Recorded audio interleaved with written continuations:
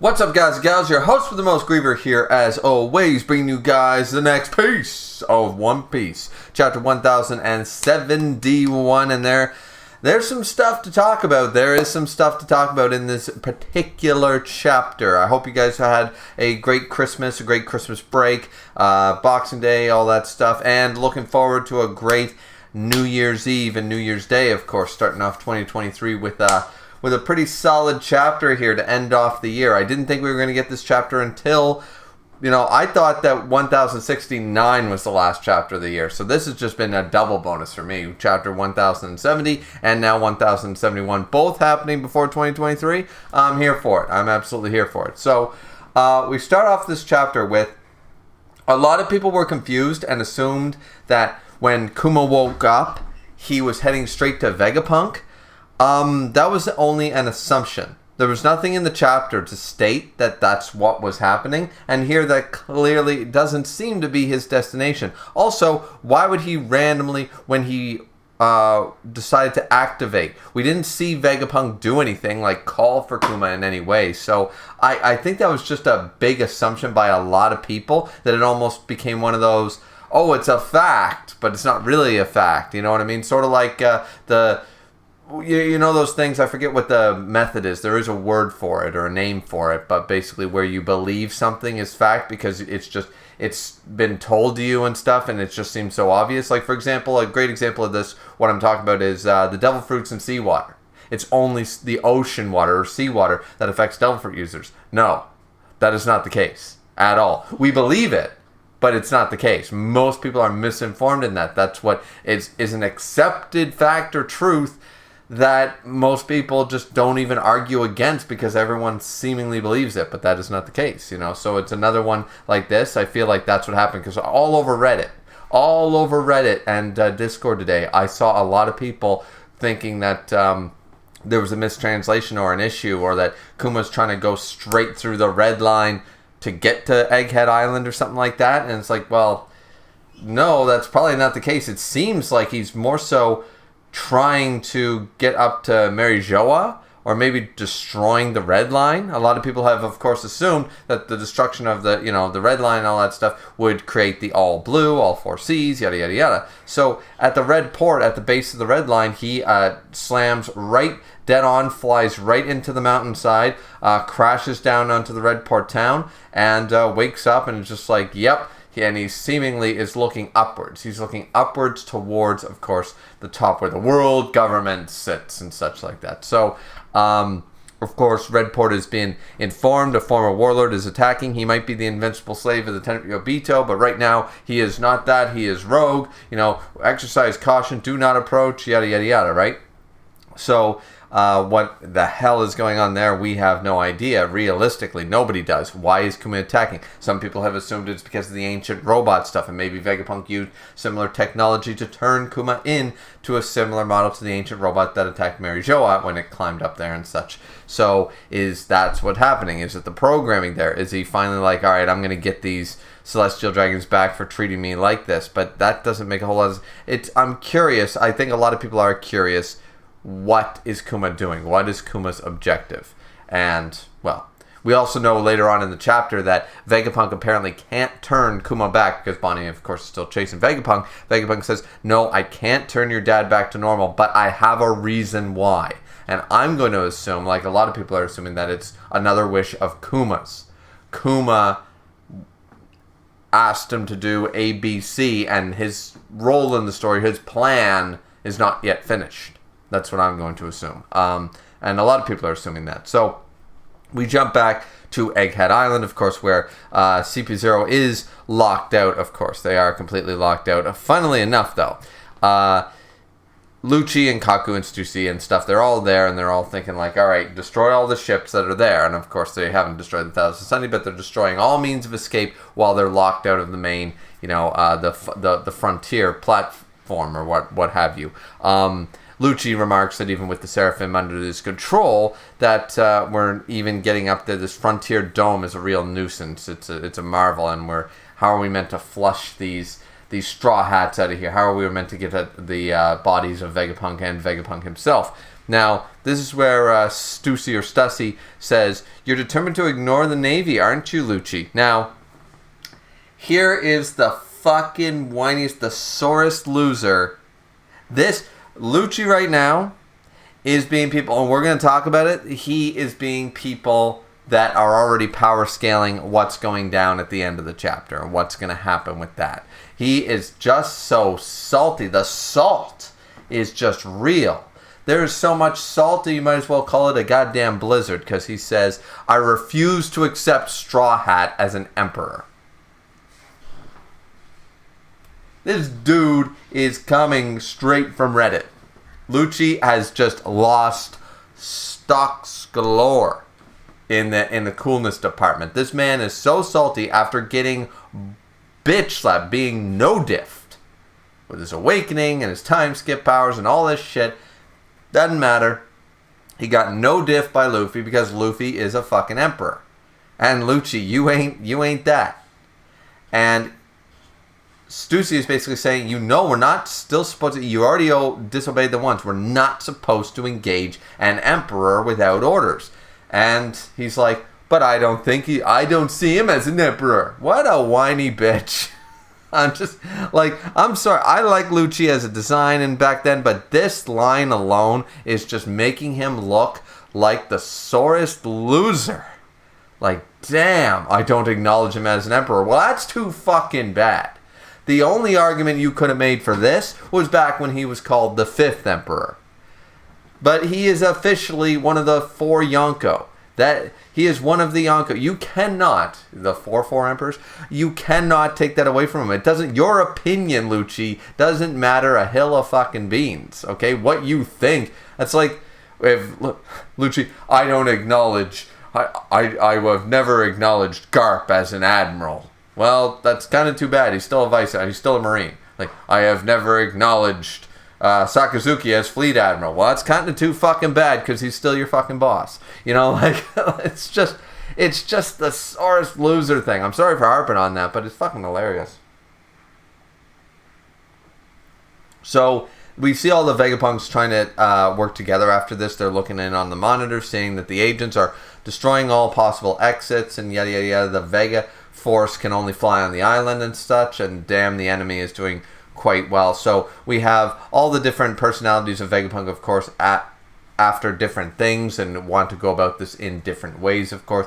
Lilith wants to just start a bloodbath and all that such. And we see that the different androids of Vegapunk, the different faces of Vegapunk, do not necessarily all get along in harmony. Because Lilith is arguing with number 1, I believe number 1 is Stella.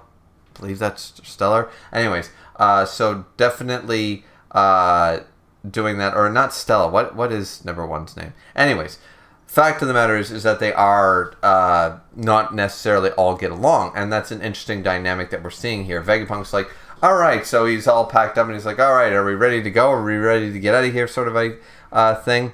So he also feels bad for Sentomaru because Sentomaru, of course, got knocked out. And is probably captured now by CP0, and because he's so loyal and stuff to Vegapunk and all that. Now, one of the other Vegapunks does mention another ally on the island that we should call upon. Now, a lot of people have wondered who this possibly is. We don't actually know. People have made assumptions on who this could possibly be. The biggest one I heard that has the most likeliness of being true, if it's somebody we know, is probably Scopper-Gamon. I've heard this one a lot. We've met Crocus, we've met Rayleigh, we know Roger's dead, Shanks, Buggy, and all that stuff.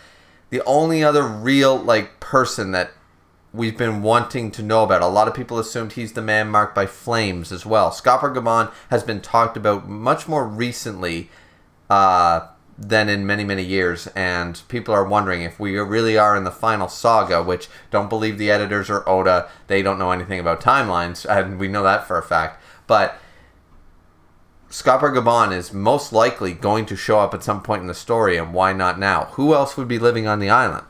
Who else of relevance, an ally that could help them? Some people have mentioned it could be Aokiji. I don't feel like it's Aokiji.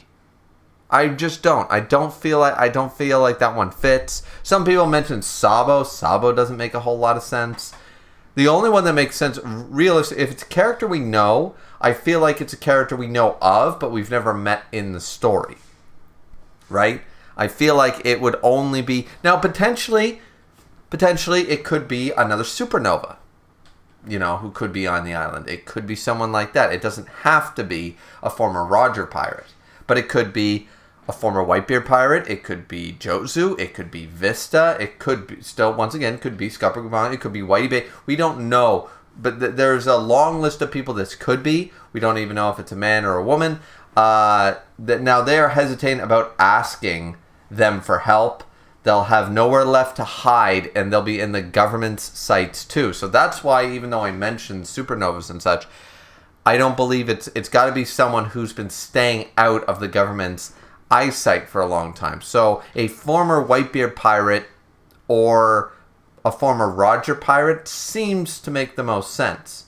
And Sabo and Aokiji don't make sense in this regard, because for all intents and purposes, they believe Sabo is dead. Now, you could argue that, well, if Sabo is shown to be alive, that could be a thing. Nah, it just doesn't really fit. It doesn't fit. Right now, we're in the assumption that Sabo is dead. So, or has been destroyed or captured or what have you. So, I really think it's either a former Whitebeard pirate, but I lean heavy towards a lot of people saying that they think it's Scopper Gaban.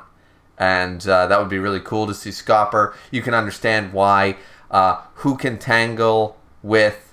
He asked so shamelessly, like Vegapunk asked him right away, and he said, wow, they're going to help us. Now, a member of, I think it's number 3 of the Vegapunk androids, says, escape should be easy as pie now if we focus and make sure CP0 is kept busy.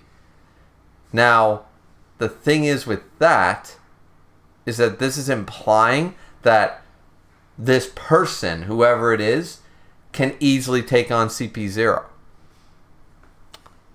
So, once again, the only person that I can think of, this is why the theory goes, Scopper Gaban, the number 3 on the Roger crew, potentially another Conqueror's Hockey user for all we fucking know. There's a possibility right there, So, I'm in the firm belief that that's the most likely candidate if we know who this is.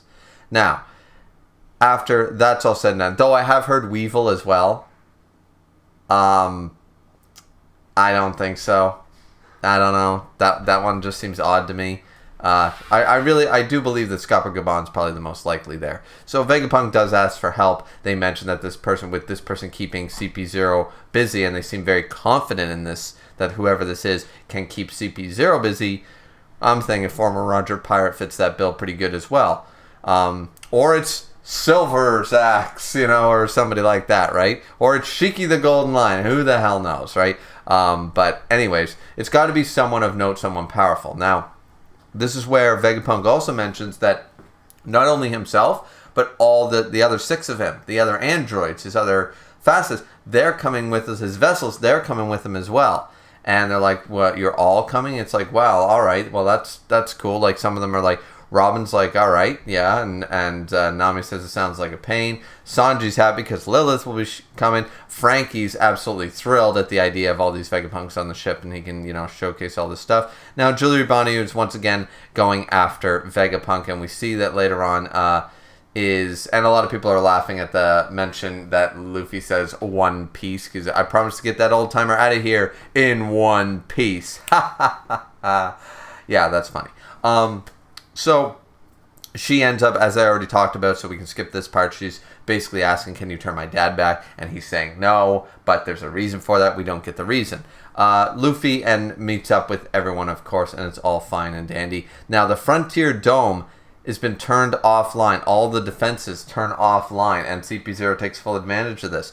And all the androids of Vegapunk are wondering why, who would disable this, and for what purpose. And they say, is someone in the control room? No, our detectors aren't picking up anybody. If the sensors aren't picking... So who's the traitor? And who's controlling this? Very, very interesting. Very interesting. There's a lot of questions in this chapter. Who's the mysterious person? Who shut off the defenses? What's Kuma's goal? There's quite a few. What's the reason that Vegapunk can't turn Kuma back? We have a number of questions, and alongside all of Lucci's saltiness, we have a lot of questions. Now, so they all get up there, though they assume it could be a trap to lure them in, they still go full frontal. They do find after, using, their 6 powers, they get up there, they do see that the Straw Hats ship, the Thousand Sunny, is just sitting there, and they're like, alright, well, it's time, we've got to destroy this last ship. We've taken care of all the ships down below, we got to take care of it. So Kaku goes in to attack with a Tempest Kick, Sky Slicer attack, and this is where we see the man, the myth, the legend, and a lot of people are for some reason, people are assuming that Zoro fanboys are going to be disappointed because he's making, we already saw the rematch, for lack of a better word, between Luffy and Lucci. Why wouldn't we get Kaku and Zoro clashing? This is not an L for Zoro, or Zoro fans. I don't get why people. I think there's just too much. There's too much toxicity, too much hatred. Because I didn't see anything but another simple clash that Zoro went, yeah, no. And he said, you woke me up from my goddamn nap, and we got Kaku sweating bullets because Zoro has gotten leaps and bounds just in the same way. The difference, the gap in power right now is dummy. He woke up from a nap to stop a ship-destroying move from a CP0 agent. I don't see how anybody's seeing this as an L. I don't get it. But just Zoro haters gonna hate. Or Sanji fanboys, whoever. I don't know who's saying it, but I just see it all over the place, right? Now, this is where... what is his name? 01. 01 is... not Stella. It's an S. Shaka. Shaka is his name, of course, Shaka. So Shaka is still trying to figure out, what's going on. The CP0 agents have already infiltrated. They're targeting the Straw Hat ship, yada, yada, yada. So now we got Zoro and Kaku still. They're apparently clashing. Zoro's not going to one-shot him. But then again, neither did Luffy one-shot Lucci. He sort of toyed with him. And Zoro seemingly is like, yeah, all right, two-sword style. Let's, But we see Kaku sweating bullets, so whatever.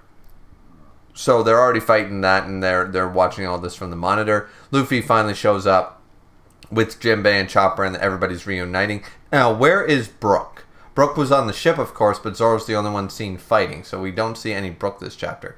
Now, Luffy wants to stay on the island and explore and stuff like that because it's so cool, but it's like, yeah, we sort of have to leave, though. We really do have to leave, and this is where Bonnie has been attacking Vegapunk, as we already talked about.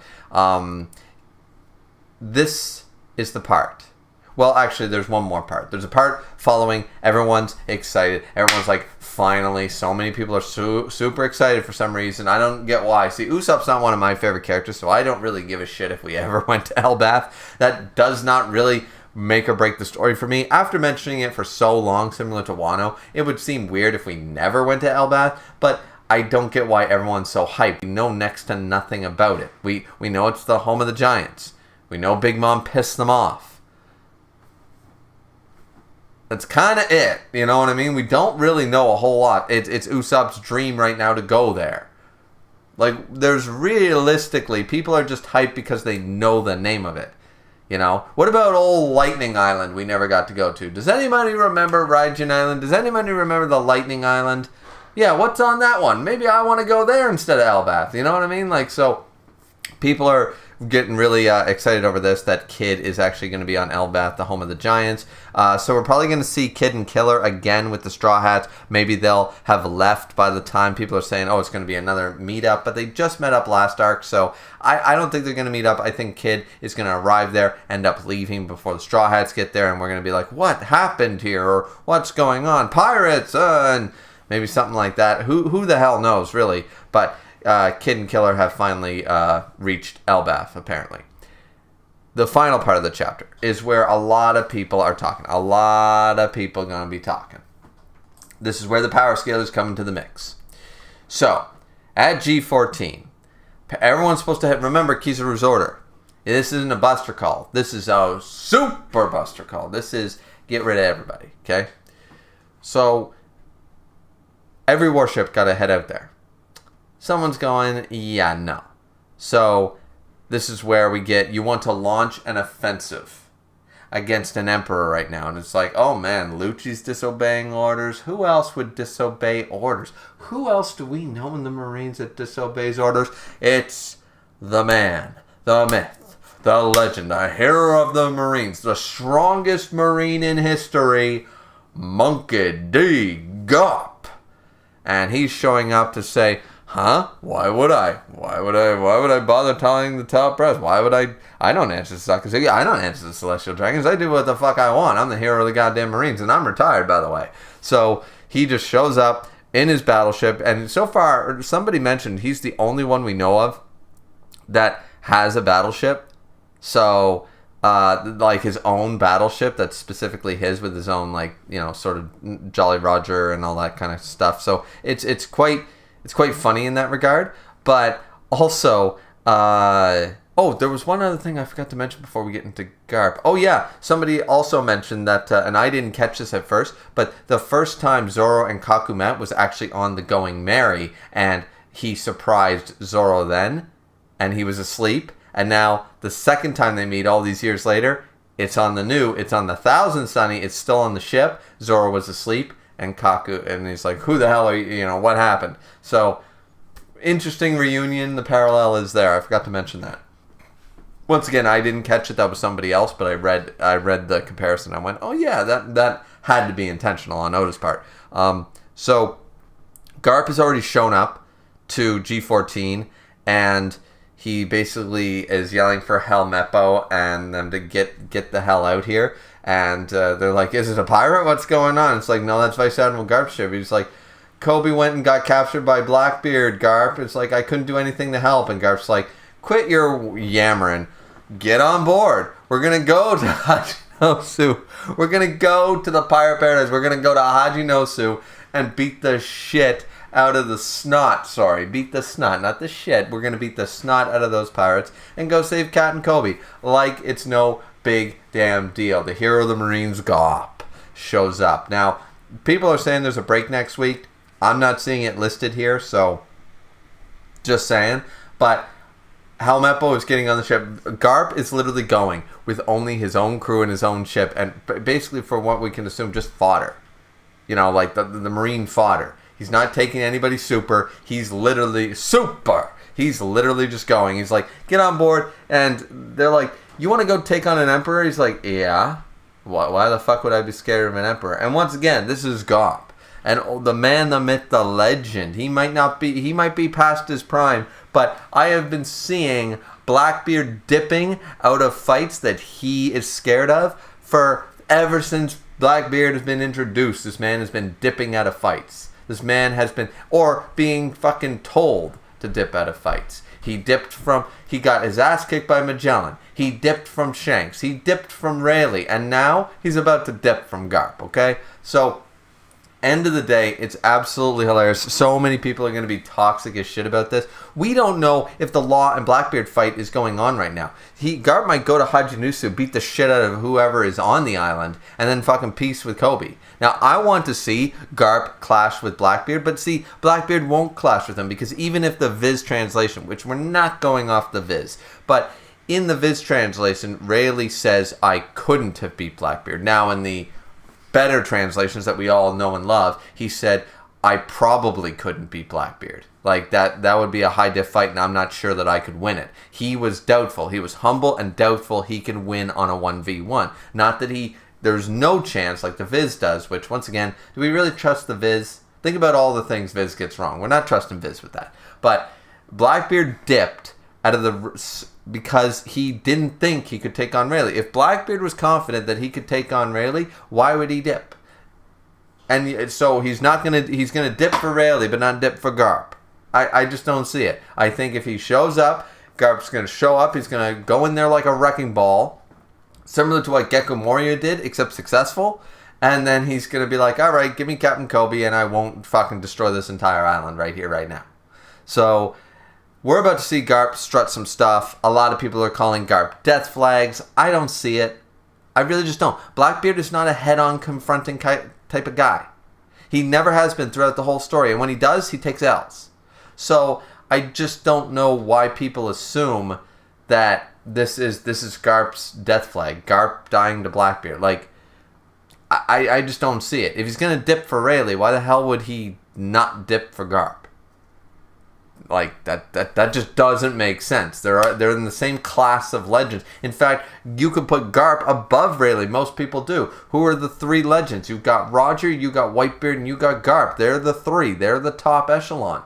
Then you can put guys like Rayleigh and Odin and these other people, but you don't. But Garp is still in there, and he's in the top three of that echelon.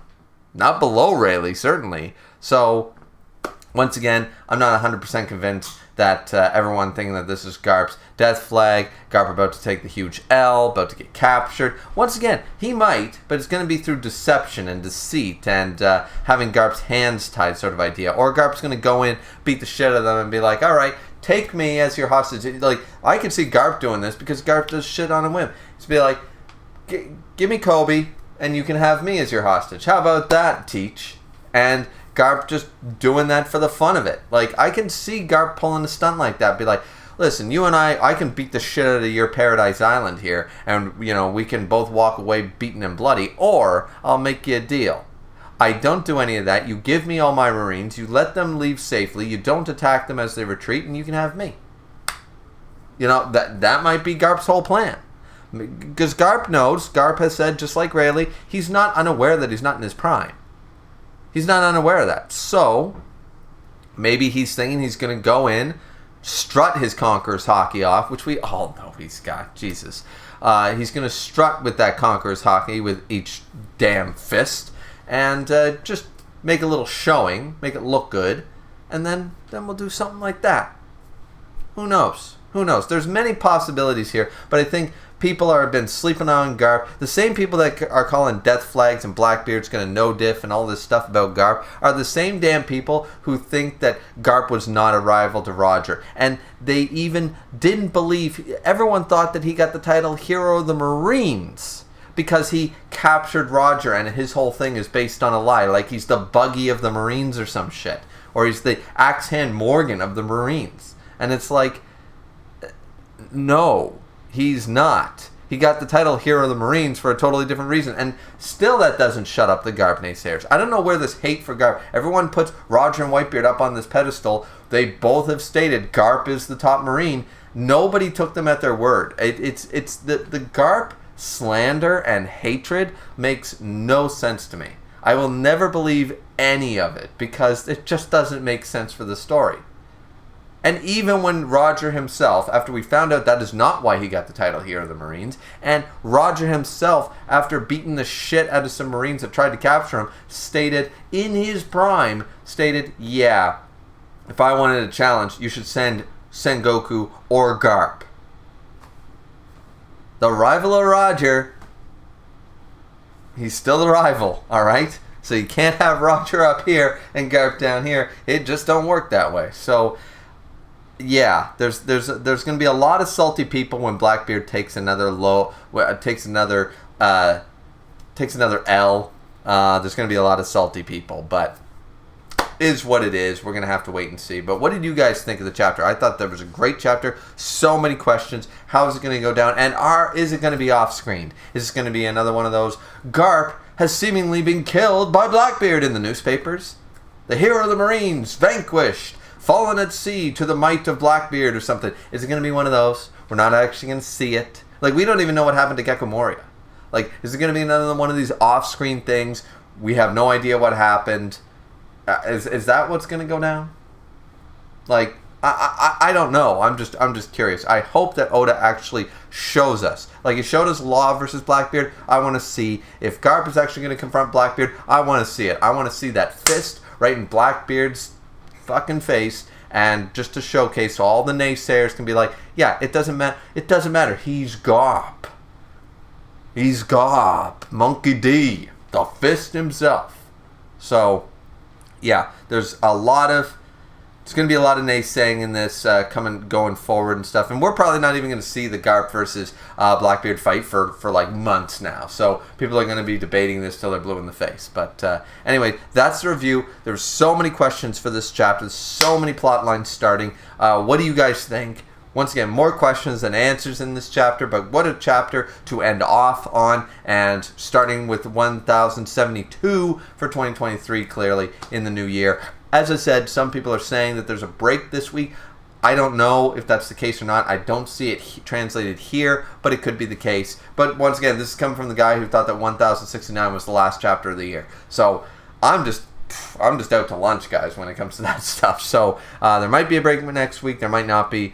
What did you guys think of the chapter? Let me know down in the comment section down below. Like, comment, and subscribe as always. And it's always very great to hear from you guys. We'll see you back here next time. Drink responsibly as always. Hope you had a great 2022, even though a lot of people, of course, would call it not the best year. But Happy New Year to everyone that, of course, is going to be celebrating in a couple of days now. I'm going to be having a New Year's Eve party myself. Once again, my birthday is on New Year's Day. So at midnight, I'm going to be sung a drunken happy birthday song by everyone I'm celebrating at the party with. So yeah, that's it for me. One Piece was great this year. I really do think it was. I liked Wano, so I urge everyone to go back and reread Wano like everyone hated on Whole Cake. Go back, reread Whole Cake. Whole Cake seems a lot better. Do the same thing with Wano. Trust me, you'll enjoy it a lot more. This has been a really good year for One Piece, I think. So that's all I got to say. Have a good one. Drink responsibly. We'll see you back here next time in 2023. Yeah.